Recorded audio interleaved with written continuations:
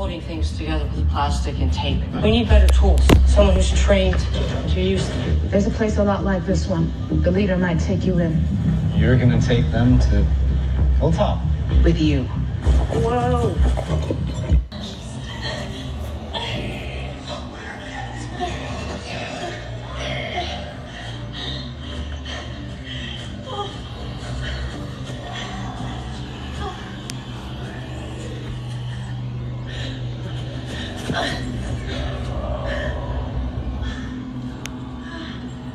Welcome everybody. Welcome to the Walking Dead review. This is episode 7. Oh man, this episode starts off so phenomenal with a horror feel. You kind of like, you hear get her, you know the whispers are coming, and you're like, man, is she gonna die? Is Rosita gonna go out in the blaze of glory?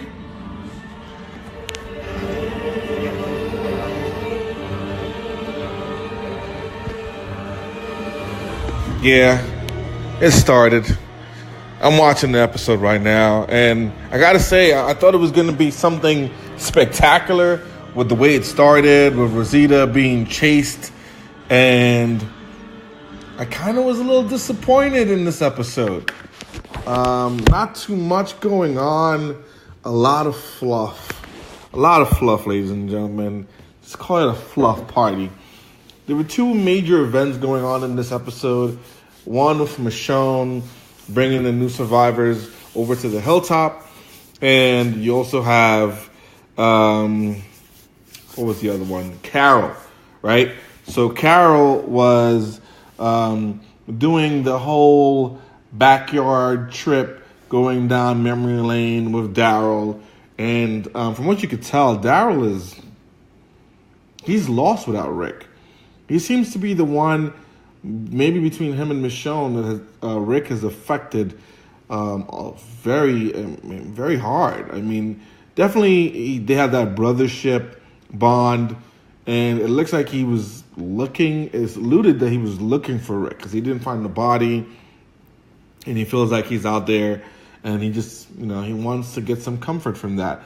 And then, I guess, for going through that process, he just basically figures out that he's better alone. He doesn't want to go through the heartache again, right? It's kind of when you have that relationship and with someone, and especially someone that you feel like you've bonded with, and you lose that person, you kind of seclude yourself for a while. And it takes another great relationship, a great friend like Carol, to kind of bring him out, right? And whenever you have Carol and Daryl together, you get a necessarily good episode or segment. I would say segment, although it was just kind of just real lazy, sloppy.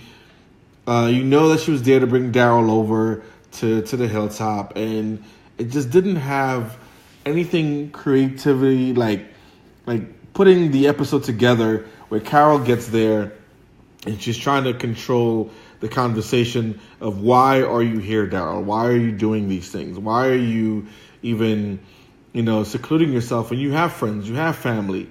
Rick is gone, move on with it, right? And you know that she's going to come up with some kind of trick, which I'm not sure if she did that to the dog or if the dog just got trapped, right? Because they show you Carol, hiding with an arrow.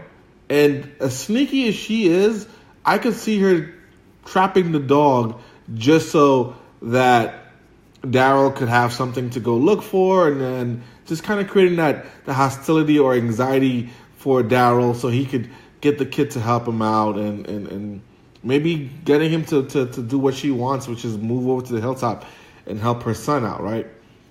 This is my thought. I'm not sure, but there's not much to talk about in this episode. Michonne kind of has a trigger hand or a trigger sword hand. She wants to slice something. She has anger. She's lost a lot of soft skills where she could barely have a conversation with someone about anything unless it's about war and fighting and surviving. Kind of like when she first came to Rick's team, right? She was very hesitant to open up until she got with Rick and, they started doing their thing. But You see that again in her, and you're like, man, she's secluding herself as well. She doesn't want to bring anyone new in. She fears for everyone that comes in, and she even slices a musical instrument because she thinks it's a weapon. I mean, I could see where she's coming from. You know, every time they bring someone new in, it kind of causes problems for them. And she's just trying to be that person that helps the group stay alive. One of the key things we find out is that she doesn't know. Everyone else knows that Maggie's like gone, and she doesn't know this.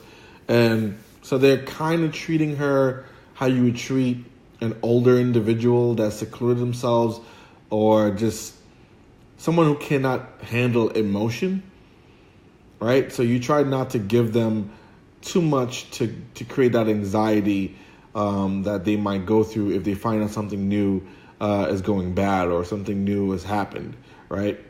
So no one tells her that Maggie's gone, right? And they just give you this little backstory of Maggie went here, blah, blah, blah, blah, blah, whatever. The key to that is that Michonne wasn't trying to go to the hilltop because of Maggie. And now Maggie's gone, and you kind of just find out that, okay, she's gone. You have no choice but to go there and see what happens because Rosita's there, and, you know, some of your crew's there, and they've pretty much been working behind your back to do certain things.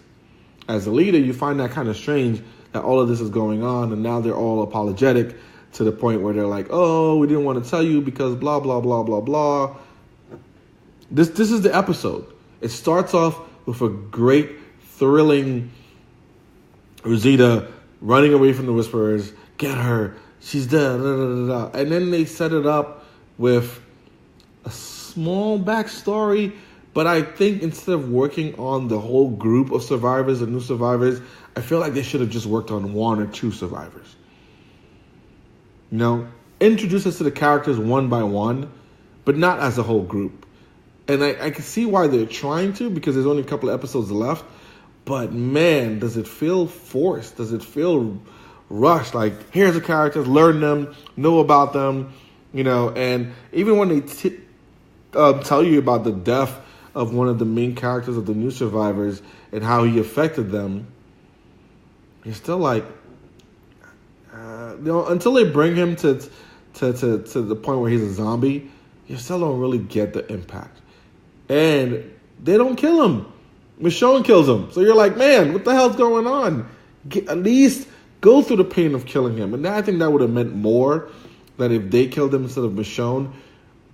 Or have, you know, an altercation where you're like, no, Michonne, I'll do it. He's our team, not your team. You know, kind of bring that animosity to a close. But they don't do that either. And I know it sounds like a whole bunch of complaints, but this episode it just didn't have a lot to go for. I mean, Jesus over here, yes, there's a character called Jesus. If you've listened to this, you know this character already. And he's also secluded. So it's like a whole bunch of people just going back into their, you know, their little bubble and not wanting to face reality. And reality is there's a new threat. And you guys get to come together, or this threat is going to take over everybody. And I think that's what the director was trying to portray, but it just doesn't hit that button. And they've done a great, you know, for this season, they've done a great couple of episodes where they give you that anxiety, they give you that feel of, you know, this is a threat and this is coming.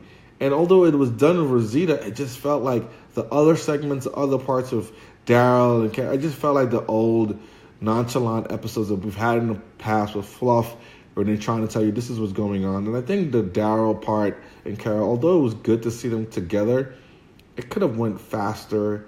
The Jesus whining and moaning about, you know, he doesn't want to be the leader, they shouldn't choose him. How many times have we seen this in other shows? And it just felt like it wasn't needed in this episode. The episode should have been ramped up a lot faster. And Daryl, I don't know how you have all that gas, man. You have gas for a motorcycle for like how many seasons now? You're always getting gas. You're always finding it. They could find gas every single episode, and this dude can't find food. Don't get it. Don't understand. I think he was eating toes and shit. Oh man, this episode I give it a 3.5 out of 5. The only reason I didn't give it a 3 is because there were some good moments, like the beginning of Rosita and how it felt like she was running away from an actual threat and the camera shaking and moving. I love that scene. I thought that was great. I wish that scene was a little bit longer. I love the scene where Daryl and the dog getting trapped. There was a little bit of anxiety there, emotion there, like that scene. The survivor scene, I didn't really like it. Didn't really feel like it was necessary. They could have done more with that.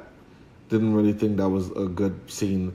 And even when they got to the hilltop, it just seemed like, okay, this was the whole episode, and goodbye. So there were some good things, there were some bad things.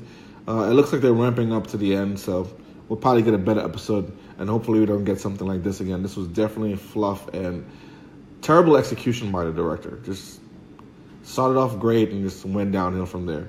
3.5 people. I'm sorry I didn't sound excited about this episode for the review because it wasn't exciting, and you could probably miss this episode if you wanted to and just watch the season finale and then be done with it.